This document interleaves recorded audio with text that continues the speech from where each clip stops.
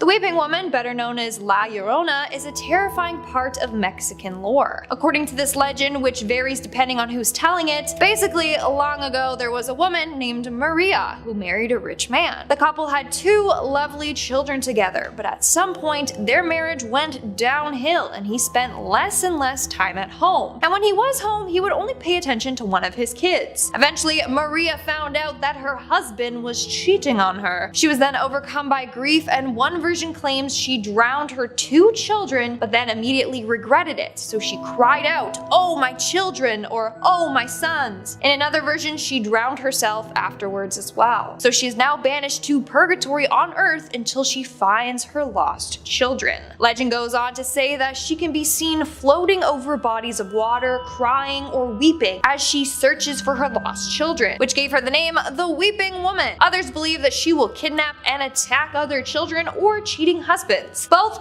pretty terrifying scenarios, and tons of people are afraid of her. Now, the Smithsonian has this terrifying La Llorona doll. Currently though, it's no longer on display, and I wonder why. Apparently, it was freaking too many guests out. On top of that, staff have reported hearing sounds of weeping coming from the doll at night. Could it be that the Weeping Woman is real and has possessed this doll? I don't know, but I think it belongs to the Warrens Museum, not the Smithsonian. Like, I don't think they're trained on how to deal with spirits and other dark entities. In our 4th spot today, we have the Creeping Doll. But honestly, it should have been named the Creepy Doll, because look at this thing. It belongs in a Stephen King horror film. So this doll was one of the first prototypes for a doll that crawls on its own. It was invented in 1871 by a man named George P. Clark. His goal was to make a doll that crawls exactly like how a baby does. And honestly, look how far we've come. Like, those Baby Alive, a Baby So Real, like those dolls, scarily accurate.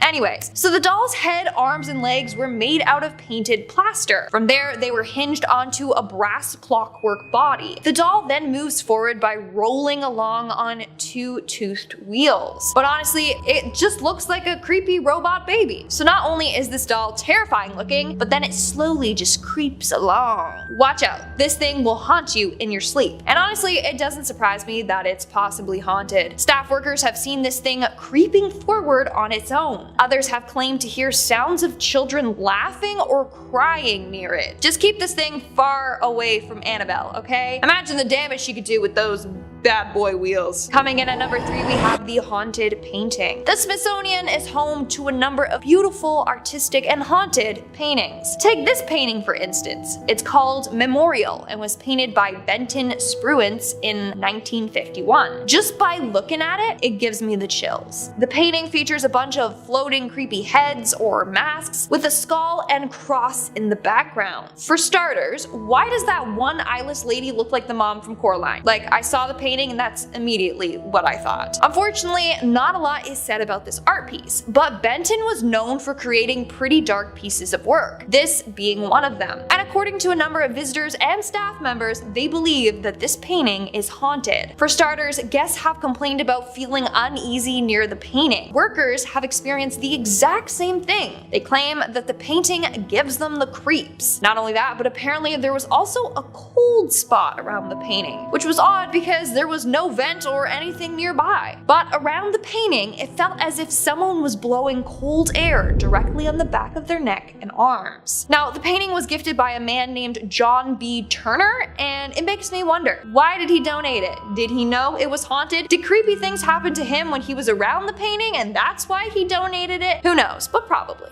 But who knows? In our 2nd spot, we have Abraham Lincoln's gold watch. That's right, Honest Abe's watch is on display at the Smithsonian. So this watch was purchased in the 1950s from George Chatterton, a jeweler in Springfield, Illinois. And it's a very beautiful pocket watch. In fact, Lincoln's watch is said to have one of the best grade movements in England, and is still apparently in working order. On top of that, that 18-karat case is one of the best quality ones made in the US. What's also cool is that on the inside of the watch, there are inscriptions of people's names. Basically, watchmaker Jonathan Dillon got the watch and was repairing its timepiece. He decided to unscrew the dial and engrave, and I quote, April 13th, 1861. Fort Sumter was attacked by the rebels on the above date. J. Dillon. And he also engraved, "Thank God we have a government." Why? Because at that exact moment he found out that the Confederate forces had fired on Fort Sumter, so he carved it in. And then in 1864, a second watchmaker, L.E. Gross, signed his name. And at another point, someone etched Jeff Davis inside. And Lincoln carried it around without a clue of the inscriptions inside of the watch. Incredible. The watch was actually given to the museum in 1958 by Lincoln Isham, the great-grandson of Abraham Lincoln. And of course, rumor has it that Lincoln likes to haunt his watch. People have seen his ghostly apparition around the area where the watch is being kept. But damn, that must be one big apparition because Abe was tall as hell, so imagine seeing his ghost. Terrifying. And in our number one spot today, we have Abraham Lincoln's hat, another haunted object from Abe himself. But you heard me correctly, the Smithsonian has a top hat from the one and only Honest Abe. In fact, this is the hat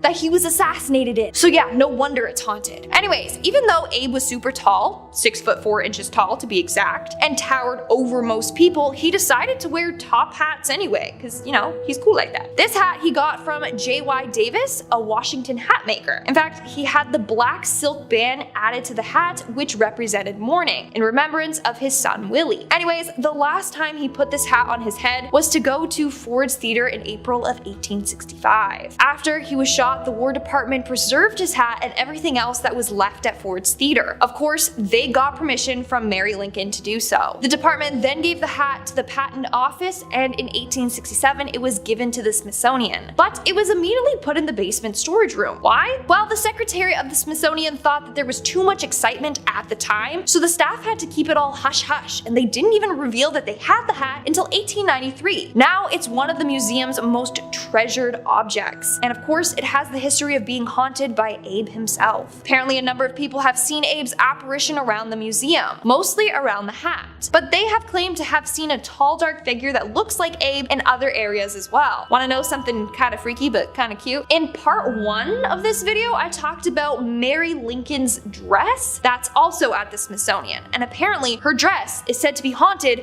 by Mary herself, meaning the two are together haunting the museum in the afterlife. Number 5. The Ring of Sylvianus. The Vine Ring, aka the Ring of Sylvianus, is a gold ring dating back to the 4th century AD. The ring was discovered in the fields of a farm in 1785 in Hampshire, England. Originally the property of a British Roman named Sylvianus, apparently it was stolen by a person named Sanicianus, upon which Sylvianus hexed the ring with a curse.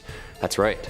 In 1888, the owner of the property wrote about the ring in a history of his property, which is now a National Trust property. The ring went on display there in April 2013, where it's been ever since. Oddly, in 1929, during excavations of the site of the Roman Temple of Nodens at Lydney Park, archaeologist Sir Mortimer Wheeler discovered the now apparent curse that goes with said ring. Consulting shortly after with one J.R.R. Tolkien. That's interesting. The ring is apparently much larger than most rings as well, and was perhaps made to be worn over gloves. The band of the ring has 10 edges. Among it is the goddess Venus engraved, along with the saying, "Live in God." Yeah, that's pretty awesome. The lore goes, while at the temple, Sylvianus' gold ring vanished. Believing the thief to be an individual named Sanicianus, Sylvianus demanded supernatural justice. And at the Temple of Nodens, crafted and carved a hexed tablet known as the Curse Tablet, or Defixio. On the tablet, he wrote, quote, "For the god Nodens, Sylvianus has lost a ring and has donated 1/2 of its worth to Nodens.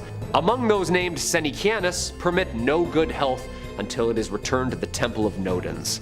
Yeah, that sounds like a spell to me. You better return that, buddy. Nodens is like Poseidon. Yeah, that's not good if he's out there looking for you. Number 4. Tutankhamun's trumpets. The trumpets are a pair that were first found in the burial chamber of the 18th dynasty pharaoh, famously known as King Tut. One sterling silver and one bronze. They are considered to be the oldest operational trumpets in the world, and the only known surviving examples from ancient Egypt. The trumpets were found in 1922 by Howard Carter during the excavation of Tutankhamun's tomb. Yeah, you know, the whole cursed tomb thing. The bronze trumpet was discovered in the tomb's antechamber in a large chest containing other military objects and walking sticks. The silver trumpet was found in the actual burial chamber. Both are engraved with decorative images of the gods. Similar looking trumpets feature in Egyptian wall paintings that are usually, but not always, but most associated with military and war. Silent for more than 3,000 years, the trumpets were played for a live audience of 150 million people through a BBC broadcast live in 1939. And then World War II happened. Because apparently the curator of the Tutankhamun collection at the Egyptian Museum says whenever someone blows into it, a war occurs. The same thing happened in 1967 and the 1991 Gulf War when a student was doing research on Tutankhamun's collection and gave her a whirl. Yeah. The bronze trumpet was one of the artifacts stolen from the Egyptian Museum in Cairo during the Egyptian looting riots in 2011 and then, hilariously enough, returned weeks later. Yeah, apparently it's like really cursed, like haunted cursed. Guy didn't want it anymore. Shocker. Number 3, the statue of Osiris. And speaking of ancient Egypt, we arrive yet again at something stolen. The statue of Osiris. In 1971, during an excavation in Saqqara, Egyptologist Walter Bryan Emery found a small statue of the Egyptian god of death, Osiris. He and his assistant returned to the dig site's office in a nearby village as Emery took the statue of Osiris with him. Once at his house, Emery went to the bathroom to shower, and after moments, his assistant began to hear Emery screaming. He found him clutching the sink, clearly experiencing some kind of trauma. His assistant said that Emery stood there paralyzed. I grabbed him by the shoulders and dragged him onto the couch. Then I ran for the telephone. Emery was diagnosed with paralysis of the right side of his body and was unable to speak. He actually died the following day. Talk about curse of the pharaohs. It's been said that there was a possession of a Canadian woman who believed her home had also become haunted by said statue. The woman gave it to the Ontario Museum, which returned it home to Egypt. Have we seen this video of said statue moving on its own? Like, this is from a Manchester museum, and this thing is just moving on its own all day. Yeah, this god's pretty powerful, and this stuff needs to be respected, you know? And returned. Like, you can't just steal stuff and throw it up in a museum overseas. Especially the stuff that clearly says in hieroglyphics, do not remove this, you will be cursed. We're uncovering more and more buried Egypt every day. Just please be respectful and leave the stuff alone after discovering and documenting it. And whatever you do, don't play any more instruments, okay? Number 2, ballista balls. Almost 2,000 stones were found during archaeological excavations in the Gamla Natural Reserve, of which the ancient Jewish city of Golan Heights used to sit. This is the site where the largest number of ballista stones from the early Roman period were found. Basically, these little sanded stones are perfectly smooth and perfectly designed for ancient machine gun slingshots. Oh yeah, and of course, by sling or hand. In 2020, a ballista ball in Israel was returned to the authorities 15 years after it was stolen. Apparently the balls were very cursed. Why was this particular ballista stone considered to be so cursed? Who knows? The artifact has been returned by an anonymous person under the name Moshe Manis.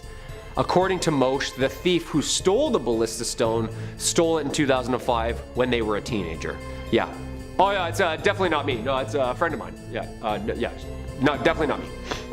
Him and his friends were touring a display of ballista stones at the Jerusalem Walls National Park in the city of David. These ballista stones were used by the Romans when they were fighting in Jerusalem in 70 AD as part of the first Jewish-Roman war, known also as the Great Jewish Revolt. The man returned the 2,000-year-old Roman ballista balls from Gamla and actually wrote a little note on it saying, quote, "These are 2 Roman ballista balls from Gamla, from a residential quarter of the foot of the summit. I stole them in July 1995, and since then, they have brought me nothing but trouble. Please do not steal antiques." You said it, buddy. Those stones have seen their fair share of bloodshed. You don't want any part of that smoke. And coming in at number 1, the Wailing Skull.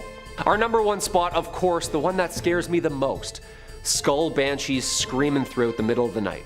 Oh yeah, just screeching ghost heads. You know this is a thing, right? Like way more common than we think. Like, they're like everywhere. Burton Agnes Hall is in East Yorkshire, was built in 1598 during the reign of Elizabeth I by 3 sisters of the Griffith family. The youngest sister, Anne, was apparently attacked. They beat her after she apparently refused to give them her belongings. Locals heard her cries and came to her rescue and returned her home, though sadly perishing 5 days later. On her deathbed, she requested that the head be placed within the walls of the unfinished manor. The family ignored her request, and after she was buried and the house's construction was complete, the sisters began to hear sinister noises throughout the empty house. Well, screams, actually. The sisters returned to their family's vault to fulfill the past sister's request, and when they opened the tomb, the body was completely intact except for the now smiling skull across the room from the body. Okay, the head was taken back to the Bert and Agnes Hall, and miraculously, the noises and disturbances stopped. It's like she asked to be there or something. The noises would only happen again when later residents tried to remove the skull from the premises. Yeah, I'd put that back immediately. Don't mess with people's scary shit like this, you know? The skull was later cemented in the walls for safety. Yeah, I'd hope so. Although the noises have stopped, Anne still makes a ghostly appearance apparently on the anniversary of her death. I don't know why people go around touching things, moving them around, like leave them where they layeth, you know? Number 5, the organ. Music is the basis of like every good horror movie, isn't it? Music playing from the other room by itself, yeah, that scares the shit out of me. When I forget my Bluetooth is on and I hear the music from the other room, my heart skips a beat. And there's some Shakespeare sonnets on there, you know, so it sounds like some dudes in the other room just talking to me in Old English. Well, there's actually an instrument that plays by itself, apparently, every night around 9 p.m. Unless it has priests bless it to keep it only wood and ivory. Apparently it likes to play a little number or two from the other side. Residing in the Warrens Occult Museum in Monroe, Connecticut, Ed Warren, the husband of the famous demonologist duo, apparently likes his classic music. Well, not live, I should say. He obtained the organ apparently after authorities cleaned out a haunted house owned by Reverend Eliakim Phelps in Stratford, Connecticut. Somebody from the authority at the city of Stratford reached out to Ed asking him if he'd be interested in obtaining a musical instrument which needed some special handling. Nothing like a dusty old haunted organ, like the old hockey games and churches organs, you know? Apparently one night Ed was woken up by the sounds of the chords of the organ being played. It was late at night, so naturally Ed thought maybe someone had broken in and was fiddling downstairs with the instrument. Ed went down to check it out, and as soon as he entered the museum where the Warrens' haunted items are kept, the organ would just stop. Yeah, creepy. And also annoying. Like, why do ghosts always do that? It's so like trickster of them, you know? This would happen over and over and over again. The organ finally stayed quiet semi-permanently when after the Warrens asked a priest to bless the organ on a regular basis. Apparently it needed to be continuously cleansed or else the mysterious pianist would start their eerie tune again. Yeah, organs have to be the scariest instrument on this planet. So Halloween-y sounding, you know what I mean? And so Dracula-ish. Toccata in D minor, just... Number 4, the wedding dress. Your wedding day is supposed to be the happiest day of your life, isn't it? Dressed to the nines, till death do us part, cake smashed into your face, yada yada yada, and of course, that iconic wedding dress, you know? Yeah, it's tradition. So what's this wedding dress doing in the Warrens Occult Museum then? Well, the official story behind the white gown in the Occult Museum is that of the White Lady of Union Graveyard. She has been spotted for decades. Many claim they have seen the lady in white at Union Cemetery. She's said to walk the graveyard at night, and locals tell us they've also seen her on nearby roads. Union Cemetery sits just off the junction of routes 59 and 136 in Easton, Connecticut. The legend goes, it's the home of a spiritual entity that allegedly walks the property. I can tell you that now for a fact that this place is haunted. It's one of the most haunted places around, said Lorraine Warren herself. Yeah, and she's seen some stuff in her time. One of the most infamous encounters is that late one night a man was driving down Stepney Road in his pickup truck just past Union Cemetery. Out of nowhere, a woman in a white dress appeared in the middle of the road. The man couldn't slow down in time and struck the woman head on. When the man screeched to the side of the road, there was no sight of the woman he had hit. Apparently this happens more often than you think on that road. Whoever she was, apparently the couple has her dress locked in the Museum of the Occult Finds and deems it spooky enough to leave it alone. Number 3, the purple sapphire. Well, not really a sapphire, but actually an amethyst. The spiky purple quartz looking thing. Hey, who said that haunted to hell items can't be precious and beautiful? Well, don't say that, because apparently this one is cursed, like cursed. The mysterious Delhi purple sapphire is now permanently on display as part of the Natural History Museum's vault collection of precious gemstones. The mysterious stone is rumored to have been stolen by a British soldier from the Temple of Indra, the Hindu god of war and weather, in Kanpur, India, during the Indian Mutiny of 1857. It was brought to England by Colonel W. Ferris, whose family then supposedly suffered many financial and many health problems. I love how financials first. The stone was given to Edward Heron Allen, a scientist and writer, in 1890, who claimed to have started having bad things happen to him and those who were lucky enough or unlucky enough to see or hold it. He came to the conclusion it was hexed with a curse, and eventually decided to have it stored away in a bank vault inside 7 locked boxes with a note of warning to anyone who dare handle it. Allen warned that the deadly purple sapphire is cursed and is stained with blood and the dishonor of everyone who has ever owned it. Weary of its alleged powers, he kept it locked away in 7 boxes and surrounded by good luck charms. He also left strict instructions not to remove the amethyst until 33 years after his death. It's very specific. Heron Allen's own daughter was forbidden under every circumstance to even touch or handle the stone, which, half a year after her father's death, she donated the amethyst to the Natural History Museum where it's on display today. Okay, so his own daughter donated this thing. She didn't even want it. That's a little spooky. Now, I mean, he was a writer, and writers can exaggerate sometimes, but not giving it to his own daughter and her not wanting it at all after his death? That sounds a little bizarre to me. Number 2, the haunted book. Okay, so sometimes we all find spooky doodles from the past we drew as kids. Finding old spooky pictures or letters written, that can be fun and great for scary stories. Apparently I drew aliens a lot. Yeah, who'd have thought? This next item holds more than just letters though. It holds power. This haunted book was given to Brighton's very own haunted house, Preston Manor, after a Kent family who owned it claimed it caused them to be plagued by ghostly visitors and spectral visions. A haunted ledger which was found bricked up behind a shop wall has been acquired by the museum. Phew. The ledger was donated by Josephine Beniovitz. The book was discovered by her father, Tony Beniovitz, in 1988 when he was demolishing a shop which closed in 1984. Having taken it home, the father and daughter believed they suffered a number of spiritual visions and images of men, women, children, and apparently soldiers on horseback. The ledger, which dates from the First World War, was a clue at maybe who was visiting them. The daughter was told by one of the spirits that the book must be returned to Brighton where its first entry was written, which was in December 1915. The terrified family delivered it to Preston Manor, which is known for its paranormal occurrences and spiritual events. A medium visiting the house inspected the book and confirmed that they could sense evil omens emanating from its pages.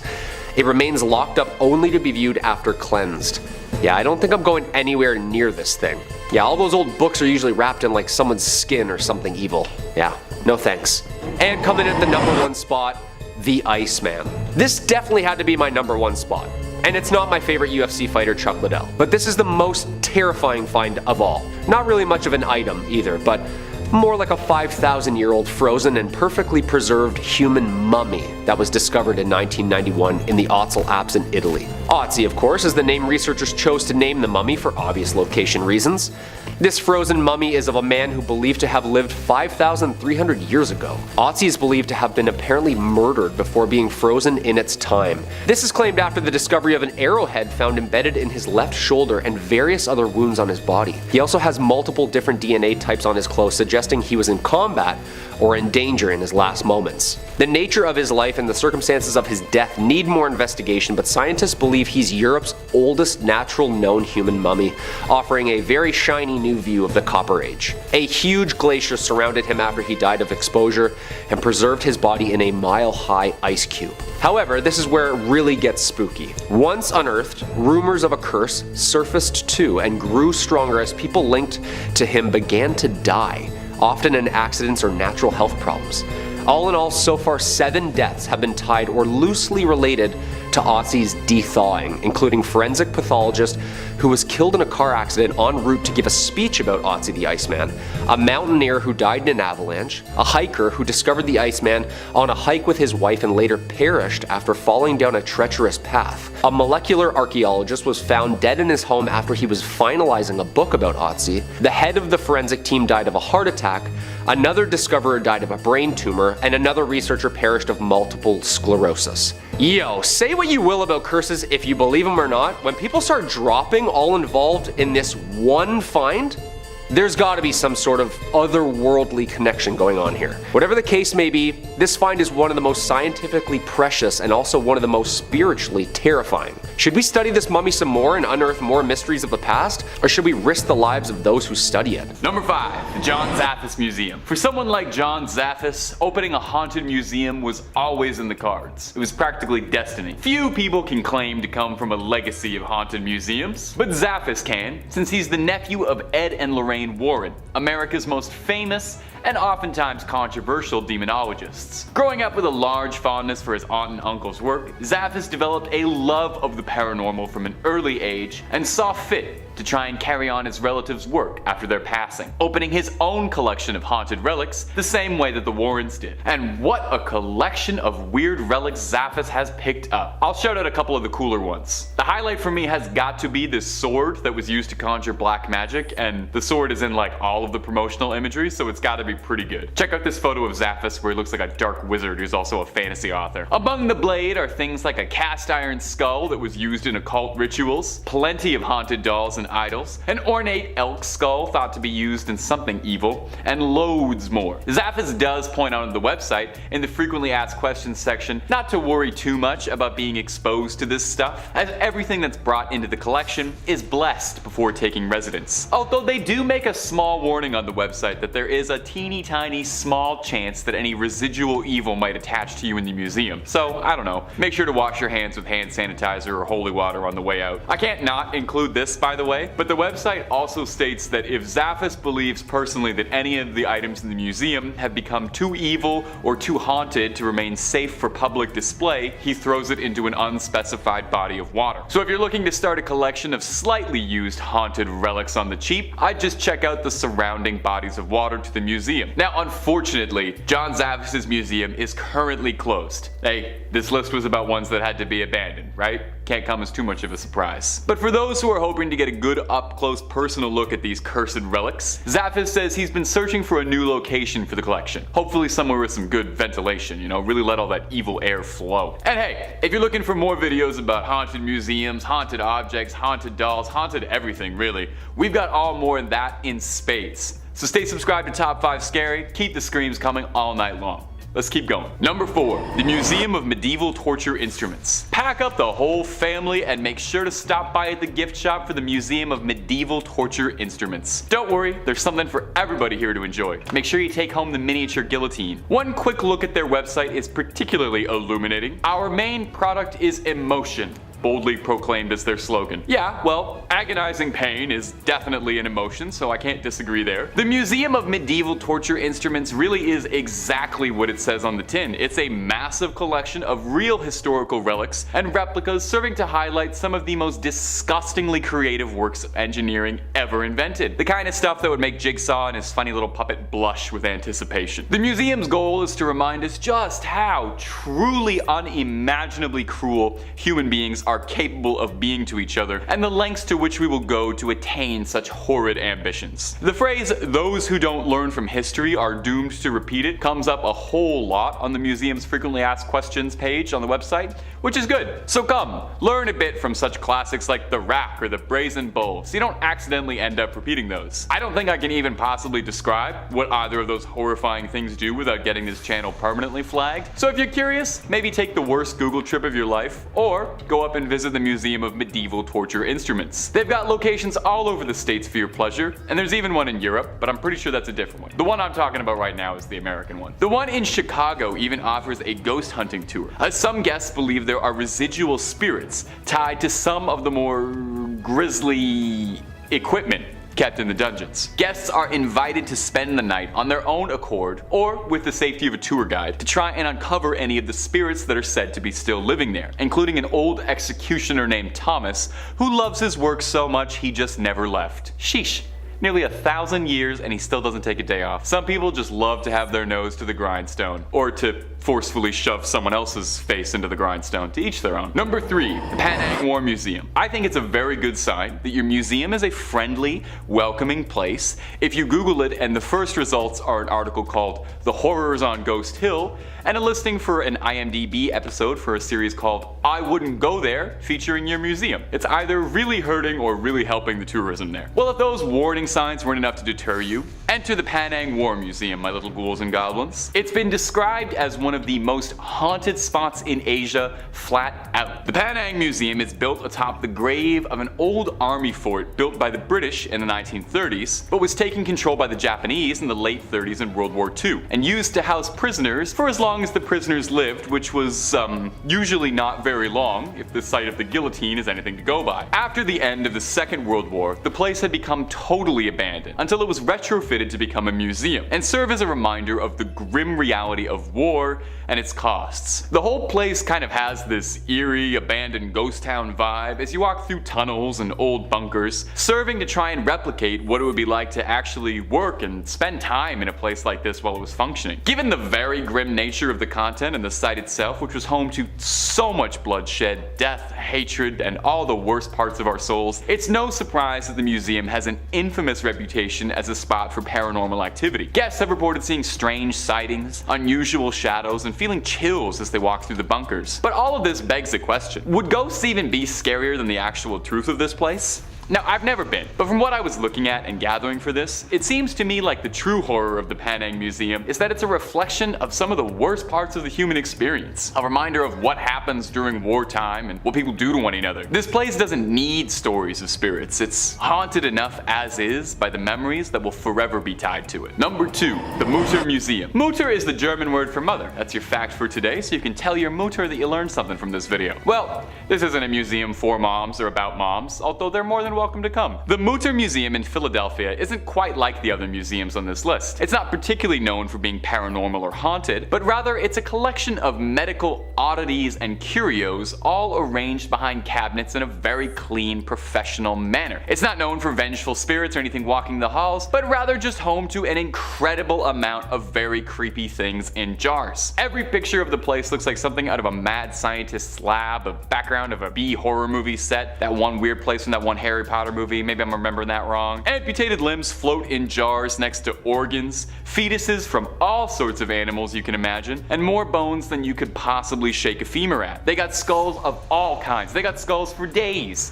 They got an entire wall dedicated solely to the skulls of criminals, and all sorts of broken skulls in disarray, eaten by tumors or other lovely diseases. If you're looking for skulls, they have got skulls. They've got a collection of famous remnants, Albert Einstein's brain if you want to see if some of that rubs off on you, Grover Cleveland's famous tumor. Well, we all love Grover Cleveland's tumor. Pack the whole car up, let's go see that. You know, fun stuff. Now, guests who visit the Mutter Museum do pretty frequently complain of feeling dizzy and uneasy while wandering through the collection, but whether or not that's because of some poltergeist or spiritual influence, or because you're wandering through a 6,000 square foot room looking at hundreds of brains, bones, and disembodied organs in jars, is up for some debate. I know just reading about this thing already makes me feel kind of squeamish, makes my stomach feel all churny. I wonder if they have a little cafe in this one, like most museums have. You think anybody's eating there? And number 1, the Museum of Death. The Museum of Death. Well, I wonder what sort of topics they enjoy covering at the Museum of Death. I bet they have an absolutely illuminating look at pre-Raphaelite art of the late 19th to early 20th centuries. They don't?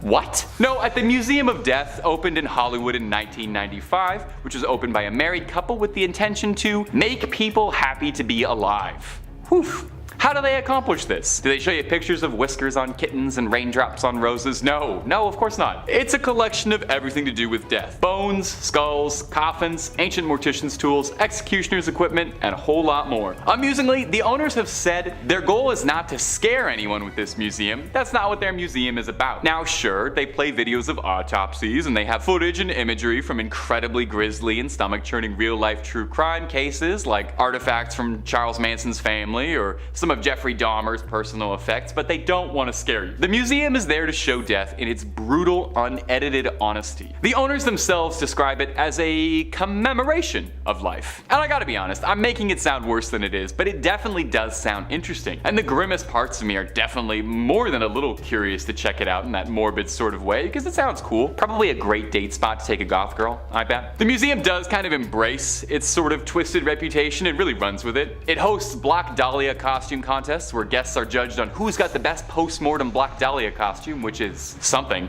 It's not thought to be as haunted as some of the other places on this list, but it does really bring out some visceral reactions in people. Apparently, it's not too uncommon for guests to demand to leave early or to outright faint while walking through the museum. The owners refer to these cases as falling down ovations, which is a very funny turn of a phrase. Now, sadly, if you're listening to all of this and you're already pre-buying tickets for your next trip to LA, sadly, the museum is currently currently closed down. They are reopening though. They've also got a museum in New Orleans, since their collection of macabre knickknacks is so large it couldn't be contained to just one spot. When it reopens, I recommend you get out as soon as you can. It's a once in a lifetime experience. Starting off this countdown, we have Mary Todd Lincoln's dress. This beautiful dress was once owned by Mary Todd Lincoln, Abraham Lincoln's wife. It's a beautiful purple velvet dress with satin and lace detailing. She wore this dress during the Washington winter social season in 1861 to 62. But here's the thing. After her husband's death, Mary went into mourning for a long period of time. In fact, she stayed in widow's clothes up until her own death in 1882. So she had no use for this dress anymore. So she gave this dress and some of her other items to her family members. This dress was given to her cousin Elizabeth Todd Grimsley. In 1916, Grimsley's son sold the dress to the Smithsonian's First Ladies collection. And now, apparently, it's haunted by Mary Todd herself. People have heard weeping when they have been near this dress. On a number of occasions, they have actually seen Mary Todd Lincoln's apparition by the dress. Thankfully, she means no harm. But if you think about it, it's quite sad. Even in the afterlife, she's still mourning over the loss of her husband. Hopefully, she can eventually find peace and reunite with him. In our third spot today, we have the ancient Egyptian treasures. Rumor has it that a number of treasures or artifacts from ancient Egypt are cursed. I mean, you all know about King Tut's curse. Well, there are a couple of items in the Smithsonian from ancient Egypt that are definitely haunted. For starters, we have the scarab. This scarab is believed to be from King Tut's tomb. For starters, it is believed that bad luck will fall on anyone who handles King Tut's body or other artifacts in his tomb. Everything in there is believed to be cursed by King Tut himself. I'm sure you've heard of the story of Howard Carter and his team that excavated the tomb. After doing so, several of the people involved died suddenly and mysteriously, so it's believed that this scarab is cursed along with the other items there. And then we have the mummified cat head. Yeah, you heard me. Now this one actually isn't from King Tut's tomb, but a woman named Mab B. Nylon donated a cat's head.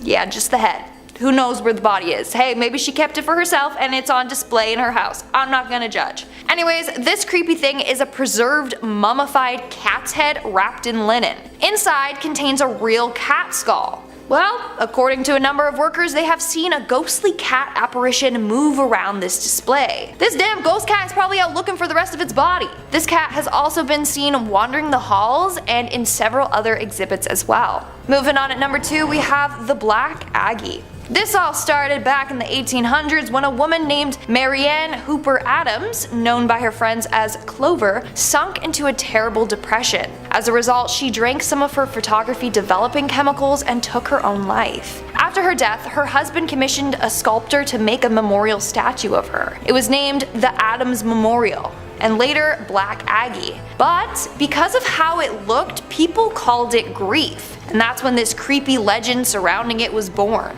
Legend goes that if you stare into her eyes long enough, they'll open up and start glowing red. Those that see her eyes will either be killed by her or she will cause you to go blind. Not only that, if you sit on the statue's lap at midnight, then you will die within 2 weeks. It's also said that pregnant ladies should never go near her. If they do, she will cause them to miscarry. Of course, this is just a creepy legend, right? Well, supposedly there's real life stories of this haunted statue taking people's lives. One man put a cigarette out on the statue's hand and he was later found dead with a gunshot wound to the head. Another man was found dead at the foot of the statue and no one knows his cause of death. Now, you may be wondering how the statue got to the Smithsonian. Well, because of the legend, a lot of people were breaking into the cemetery at night to visit it, and it was often vandalized. So the family donated it to the museum where it remains to this day. Coming in at number 3, we've got the Haunted Music Box. Just another classic spooky object. Where would we be today without spring-wound machines that generate tinkly renditions of famous tunes? I feel like every 10 movies or so there's a shot of a haunted music box. Maybe that's a thing of the past at this point, but we do know that the Perron family dealt with a whole lot of nonsense stemming from a music box in the first Conjuring movie. Some things that appear in the Hollywood flicks don't actually exist in the real world, and they're just there to add some intrigue. The samurai suit and the Feely Mealy game were a couple examples of that, but we'll leave it at that for now. We'll focus back on the music box instead. After playing a big role in the exorcism of Bathsheba, it gained some wicked notoriety. Folks who had seen the movie assumed that this object was cursed in exactly the same way. That's not really the case, but it is fun to imagine, right? Music boxes are classic vessels for curses, especially thanks to the general creepy vibe the music can give off. How many cheap horror creations make use of a distorted music box song and some creepy childish laughter? Actually,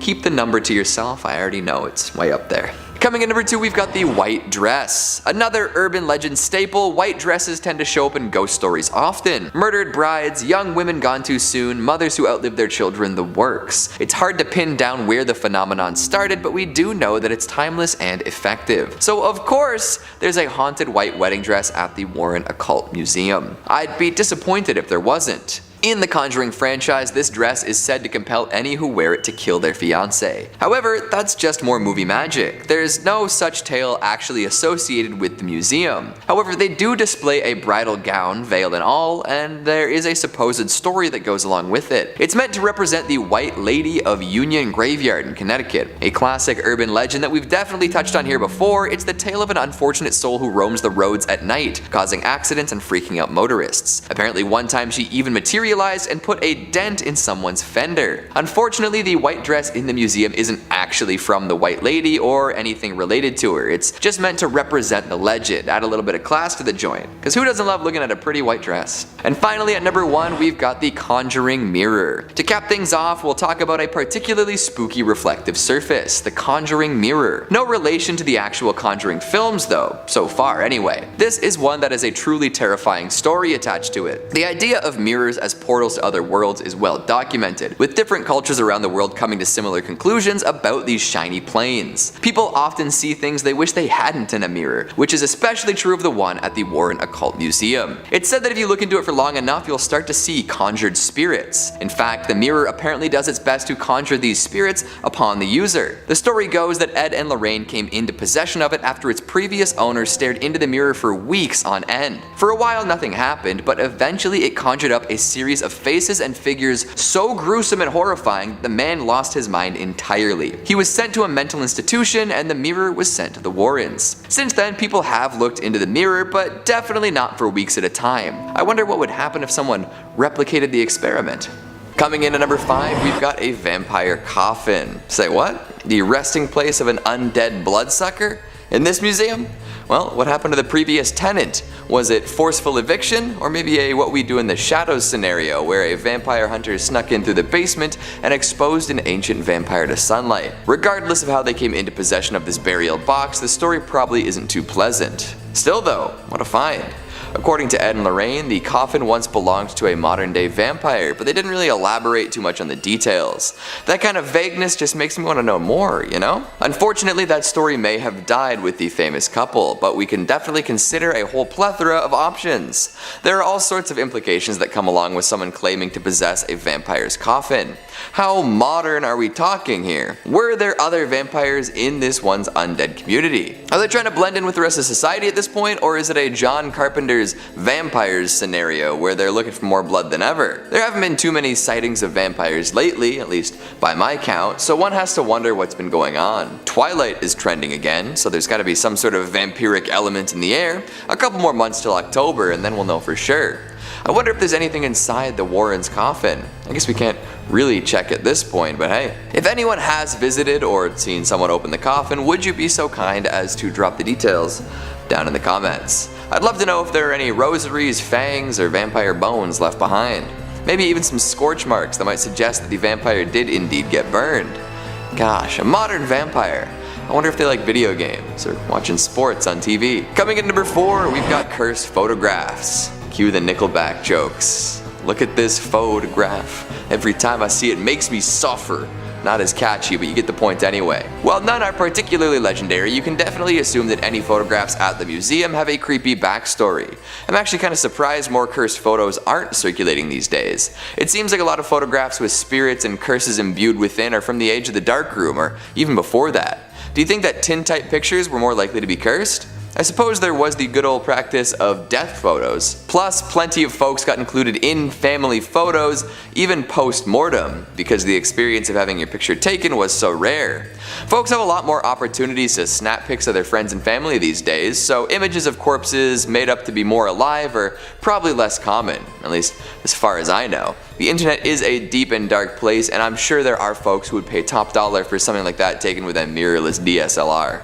Oh boy. Back to the museum though, there are entire walls covered in creepy old photographs. It kind of feels like a haunted house attraction at a theme park sometimes, now doesn't it? We've got brides with their faces totally obscured, white dress and all. Are those flowers symbolic or something? I guess we can't really know. Images of sinister looking men in hunting garb adorn the walls as well, making folks wonder what their story might be. Sullen-faced children looking past the camera, images of demonic figures, questionably dark photographs of things difficult to make out the works. To look at these photos is one thing, but to have one in your home is something else entirely. Thankfully, they're at the museum and not for sale. However, there is the good old theory that photos of the photos might bring the effects of the curse wherever they're viewed. So like the shadow doll, you might be done for just by looking at these pictures of pictures. Maybe consider investing in some holy water or seeking out the advice of a paranormal expert. Good luck with all that. Coming in number 3, we've got demonic masks. Masks hold such rich meaning all across different cultures. The obscuring of one's face can cause so many things to happen, both good and bad. There's the classic idea that once a person puts on a mask, they will finally act as their true self. Others know that masks can protect folks from recognition, whether that means from other humans or paranormal entities that want to take something from you. On stage and in day-to-day performance, masks are associated with deception and hiding one's identity. So when they're used in dark rituals or other haunted rites, they may be inhabited by things other than people.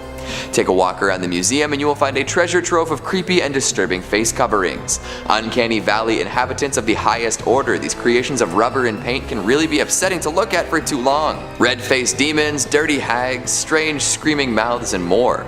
A lot of them remind me of classics from Halloween 3 and Goosebumps, two mask-based experiences that shaped my childhood in ways we can't really get into today. Don't put any of them on, for nobody knows what might be dwelling within. Could be a nice spirit, or even better, nothing. Although there's always the risk of a malevolent demon waiting within, eagerly anticipating the moment an unsuspecting victim dons the mantle. Maybe stick to medical masks for now. No demons should be waiting in there, plus you'll keep all your droplets to yourself. Coming in at number 2, we've got the tombstones of children. Yes, you heard that correctly. The Warrens had a collection of grave markers meant to sit above children who passed on. Now, in their defense, apparently these had been collected after they exorcised some demons raised through satanic rituals. The tombstones were not originally moved by the Warrens, but by those who would perform these dark deeds. The Warrens simply took them to the museum after all was said and done, likely in an attempt to prevent others from using them in further rituals. Definitely a strange collection to have, all things considered. Is there something about a child's tombstone that makes it extra potent for ritual use? I wonder what the rationale is behind that, other than sounding extra taboo. And finally, at number 1, we've got a haunted brick. On its own, a brick doesn't seem so bad. It's just a bit of dried clay, that's all. But this brick is special. It was taken from Borley Rectory, also known as the most haunted building in England. This home, built for the rector of the Borley parish, had gained quite a bit of notoriety before burning down and being demolished. After it was built, many claimed that it was haunted by a number of spirits. These claims multiplied when a paranormal investigator published an account of his visit in the Daily Mirror. From there, many more folks decided to see what all the hype was. People claimed to see little Victorian boys roaming the grounds, only to disappear without a trace. Cars have been assailed by phantom thumps, and ghost lights shine brightly in their mirrors. But why would a building built for a rector be haunted from day one? Well, there's an ancient rumor that Borley Rectory was built upon the same grounds that the Benedictine monastery once stood. It was here that a monk and a nun partook in a forbidden relationship, eventually culminating in their untimely deaths. Since then, their presences have been felt all over the grounds, causing bells to ring without anyone around, recording equipment to malfunction, candlesticks to be thrown, and animals to be spooked. The rectory and the monastery are gone now, but the Warrens did procure a piece of the famously haunted place before it fell. One has to wonder how much haunted energy is still imbued in this brick. Would you be willing to pick it up? Who thinks spending a night in this museum would be a fun time? You'd probably see some really spooky stuff, that's for sure.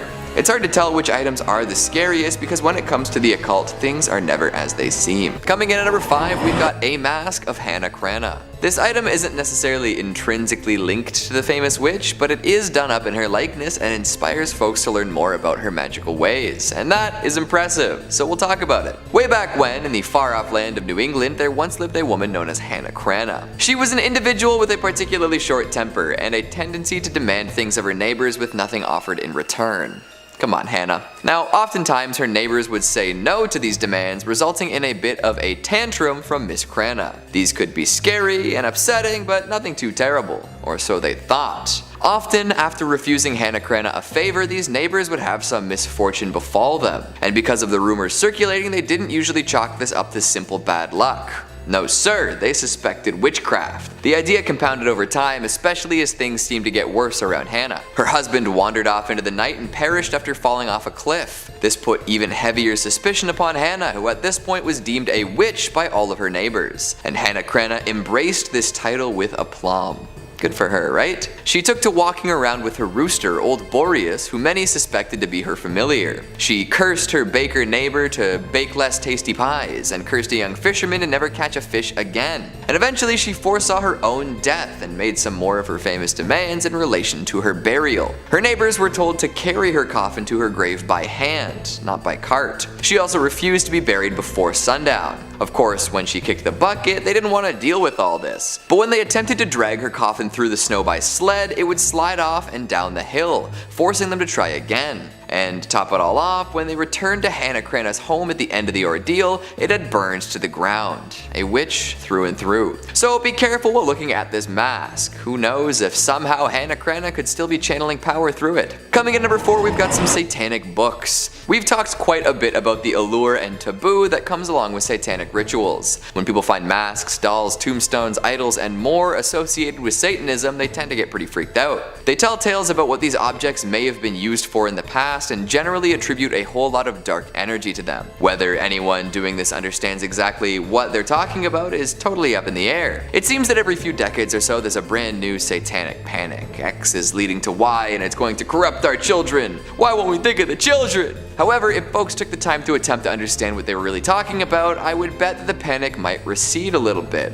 The frantic reactions of the ill-informed will never stop, will they? On the many shelves of the Warren Occult Museum sit volumes and volumes of satanic books. These could be read by those afraid of what rituals might be impacting people around them, or they could sit there and look scary. If you're afraid of something, it is likely that you just don't understand it. Demystifying ideas and people and creatures is often a good way to really get to the core of what makes them scary, and then you can see them for what they really are. People would probably claim that all these satanic books at the museum are haunted or cursed or have a history of being used in evil rituals, but would never themselves read one to find out exactly what the contents entail. Maybe that saves them from being haunted, but also it could cause them to live in ignorance longer, using fear as an excuse to make broad assumptions and statements. I know this isn't a fantastic analysis of the actual books found at the Warren Occult Museum, but I feel like when discussing things like this, it can be helpful to encourage curiosity over fear. Who knows? Maybe you'll learn something useful. Hopefully without having to resort to rituals and sacrifices. Coming in number 3, we've got some samurai armor. I'll be honest right off the bat here. This armor, as creepy and cool as it is, doesn't actually exist. Like, it's showcased briefly in the Conjuring cinematic universe, but we don't learn all that much about it. The reason for the lack of apparent backstory is simple. They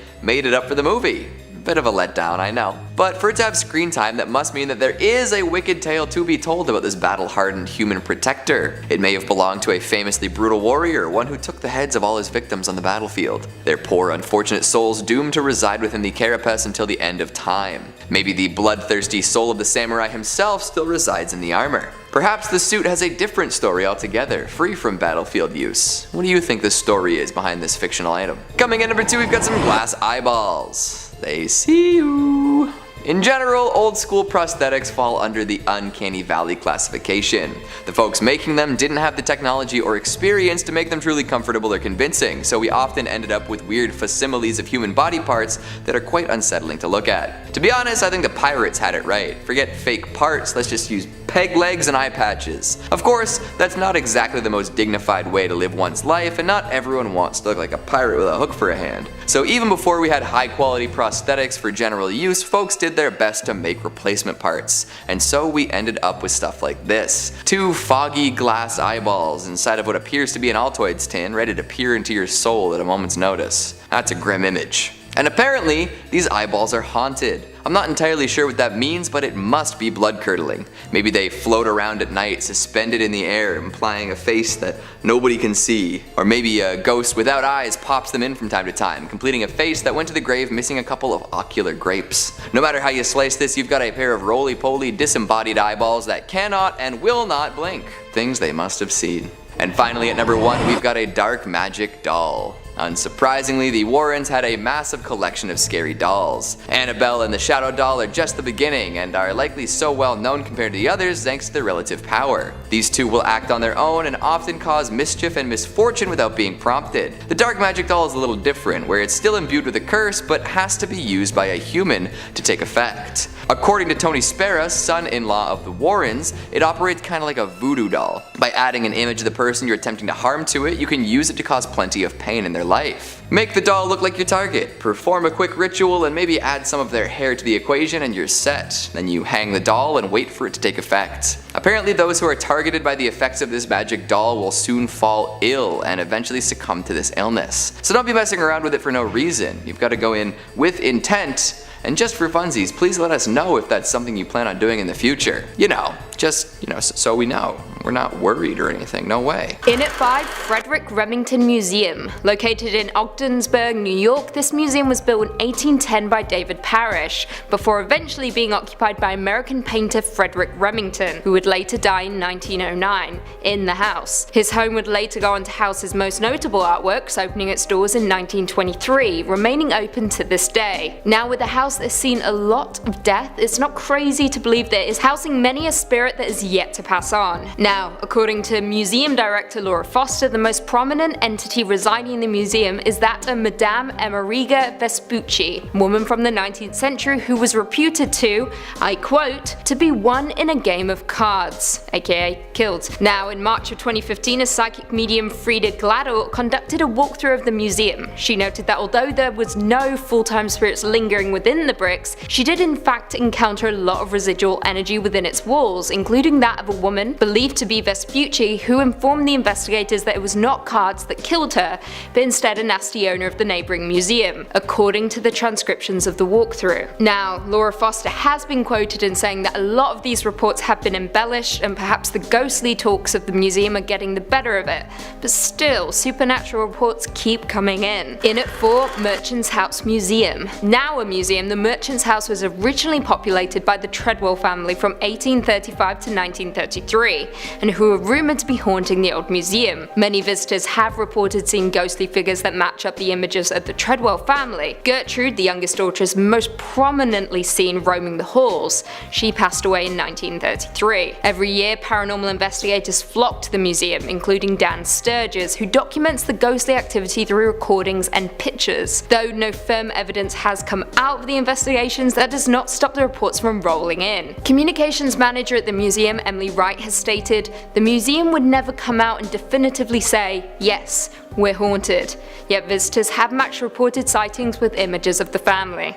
Very creepy. In at 3, Torquay Museum. Now I just had to include this one on our list, not only because it's creepy as but also because it's in my neck of the woods, Devon, England. Torquay Museum was founded in 1844 and holds a dense collections of artifacts from across the globe. Now there is no firm evidence or folktales reported on the museum, but there have been 2 unexplainable occurrences over the last 10 years that even paranormal investigators can't seem to wrap their heads around. To begin, on the 19th of July 2015, an article was published on the Daily Mail website seemingly showing a woman in old-fashioned clothing emerging from the floors of the museum. Take a look. Now, looking at it, you may just think it's a hazy picture of a girl in front of a fire. However, this picture was taken during one of the ghost hunting evenings at the museum, and according to multiple sources, nobody was in the room. Manager of the museum, Carl Smith, said, "We saw something in the middle of the photo, and when we adjusted the contrast, we clearly saw the woman. It was a bit of a surprise and pretty creepy. From the angle of the photograph, it looks like she is submerged into the floor, almost like she is below floor level." Creepy stuff. However, this isn't the only unexplainable evidence to emerge out of the museum. A year later, CCTV footage captured this moment from the museum gift shop. Take a look.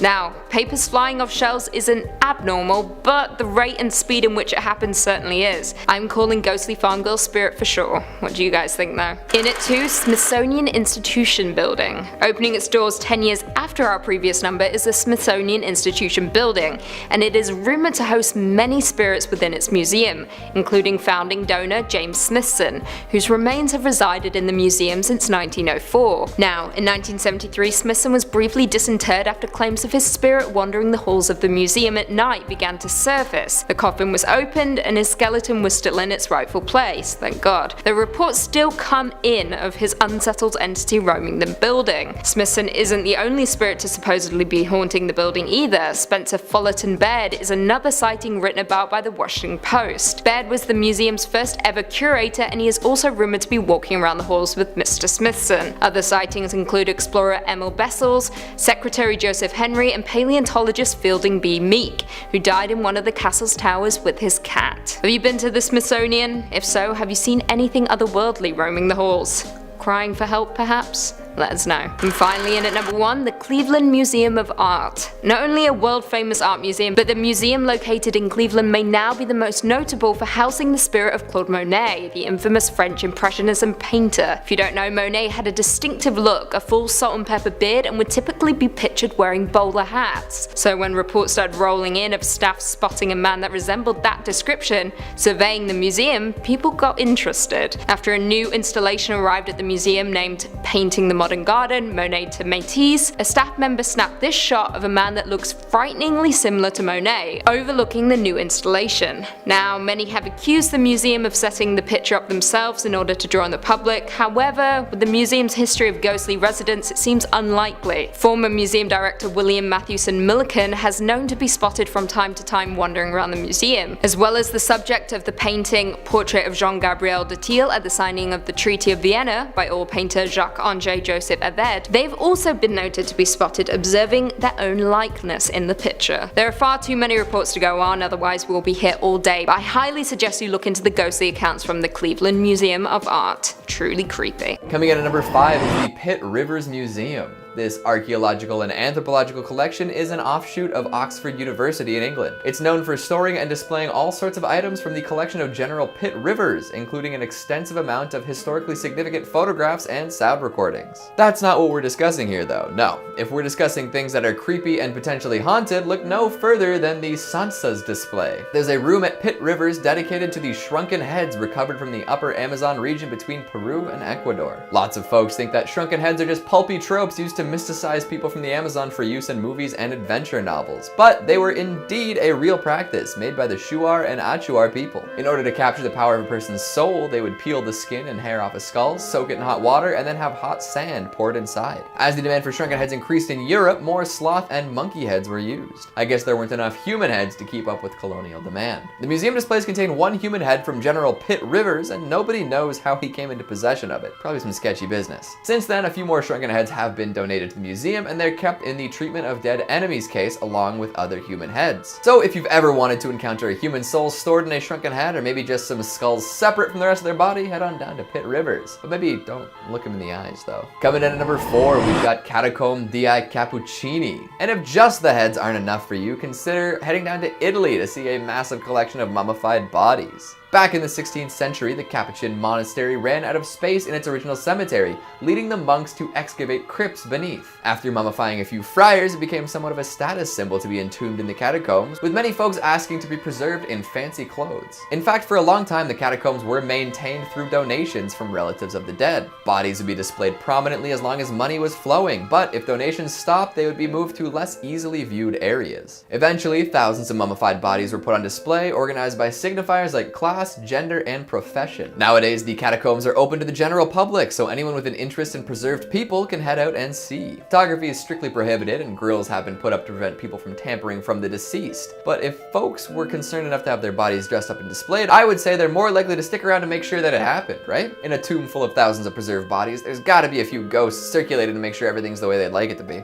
Coming in at number 3, we've got the Museum of Torture Instruments. Now, we just wrapped up talking about well-preserved bodies, now let's take a look at some mangled and destroyed ones. I know for sure that if I got tortured to death, I'd be coming back to make the life of whoever did it a living hell. Put me in an Iron Maiden, guess what's playing at 4 AM, full blast every night. Throw me in a rack, you'll be hearing my screams until you go deaf. Burn me alive, good luck ever escaping the smell of incinerated flesh. I've got to imagine it would be the same for all sorts of folks. Dying in a terrible fashion does not make for a peaceful passing. So of course a museum full of the most malicious objects to ever grace the planet would be home to a few specters. Finding a home in Prague, the Museum of Torture Instruments has over 60 torture devices on display for the whole family to enjoy. From the flesh-singeing gridiron to some stranger options like the Spanish tickle torture, you can treat your eyes to humanity's darkest hits. And it's not just the magnificent machines themselves, there are also wax figures of poor saps about to lose their lives to make it all the more real. Is that crying, I hear? Number 5 on this list is the British Museum. The British Museum has a super haunted item in it that is said to be somewhat responsible for the death of hundreds of individuals. The unlucky mummy. Museum Crush says not actually a mummy, but the mummy board or coffin lid of an unknown high status woman from the 21st or 22nd dynasty. The British Museum's unlucky mummy has earned quite the reputation for causing destruction through its ancient curse. The mysterious mummy was found at Thebes in the late 1800s, and tales of its curse start soon after that. It's said that of the 4 young Englishmen who bought it, 2 died in shooting incidents and 2 died in poverty.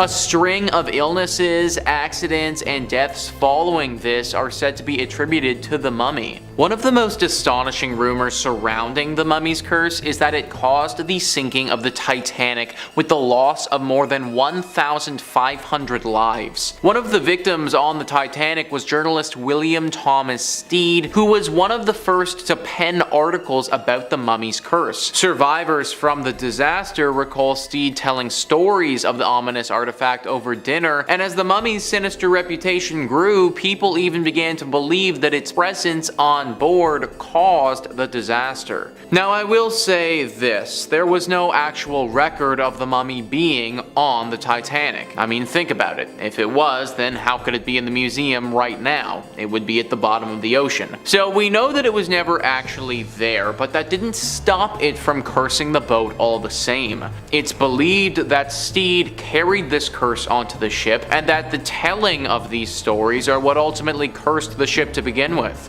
Almost as if bringing up the mummy multiple times in a row unleashed its power. For my sake, I really hope that this isn't the case though. Pretty sure I've talked about this mummy a few times before on this channel, and if this is like a Beetlejuice thing, like say it so many times and then it happens, then I could be in for some trouble. Number 4 on this list is the Royal Museum's Greenwich. So apparently the Queen's house in the museum actually has a cursed piece of architecture built into it. Museum Crush says, rather a large object, the tulip staircase of the Queen's House of Royal Museum's Greenwich lays claim to being the first geometric self-supporting spiral stair in Britain, and is rightly regarded as one of the great features of the former royal residence. But it is also the location of the Rev. R.W. Hardy's famous ghost photograph. The retired Canadian vicar and his wife visited the house in 1966, and like many people before and since happily snapped away at the elegant spiral of stairs. But it wasn't until they returned to British Columbia and developed their films that they noticed a scarily cloaked spectral figure climbing the stairs. Subsequent investigations into both stairs and photograph have thrown no further light on the unearthly mystery, although as recently as 2002 a member of staff reported seeing a ghostly figure cross a balcony of the stairway before disappearing in time-honored ghostly fashion through a wall. I guess you could argue the staircase isn't necessarily an item, but who cares? The museum is still as haunted as ever, and maybe even more so. At least with other museums that have haunted or cursed items, the curse just pertains to that object, and usually if you don't touch the object or interact with it, you should be fine. Just walking around this place, and especially going up or down the stairs, carries a pretty heavy risk to it. Be very careful around the stairs at the Queen's house if you ever end up going. Number 3 on this list is the Thirsk Museum. Located in Yorkshire Museum Museum, this tiny little quaint museum is the last place you would expect to see something haunted. Enter in the Busby Stoop chair. Museum Crush says, Yorkshire drunk, criminal, and coin counterfeiter Thomas Busby murdered his father-in-law and fellow counterfeiter Daniel Aughty in 1702. Busby was arrested at the local inn and sentenced to death by hanging. According to legend, he laid a curse on his favorite chair at the inn, saying death would come soon to anyone who dared sit in his seat. After his execution, his remains were hung in a gibbet from a stoop at Sand Hutton Crossroads, now the location of the Busby Stoop Inn. The inn and surrounding area were said to be haunted by Busby's ghost, but one chair there in particular had developed a rather sinister reputation following a string of tragic accidents. Second World War airmen who sat in the chair were said to never return from their missions, and the chair also linked to several road accidents and fatal illnesses. In 1978, the inn's landlord removed the chair to Thirsk Museum just a few miles down the road. The chair is now suspended high above the ground of the museum to ensure that no unassuming soul can ever fall foul of its curse again. It's been hung there, unmoved, for 40 years. I've looked into this chair further, and for a while there, it really was that if you sat in this thing, you were going to die. It wasn't going to happen in a year from now or something like that either. Like, we're talking about pretty imminent death here. Number 2 on this list is the Natural History Museum. The Natural History Museum is one of the most complete museums in the world, and being so complete, it obviously has to include a cursed item. Museum Crush says this apparently cursed gem was owned by 19th century polymath Edward Heron Allen. So powerful was its curse that he eventually decided to have it stored away in a bank vault inside 7 locked boxes with a note of warning to anyone who dare handle it. Heron Allen also left strict instruction not to remove the amethyst until 33 years after his death. The curious story surrounding the stone says that it was stolen from the temple of the god Indra during the Indian Mutiny by Colonel W. Ferris, an officer of the Bengal Cavalry. After Ferris's health deteriorated and he died, the cursed amethyst was passed on to his son, who suffered a similar bout of bad luck and eventually gave it to Heron Allen. After facing a string of health and financial misfortunes, Heron Allen made several attempts to get rid of the stone, but they all proved unsuccessful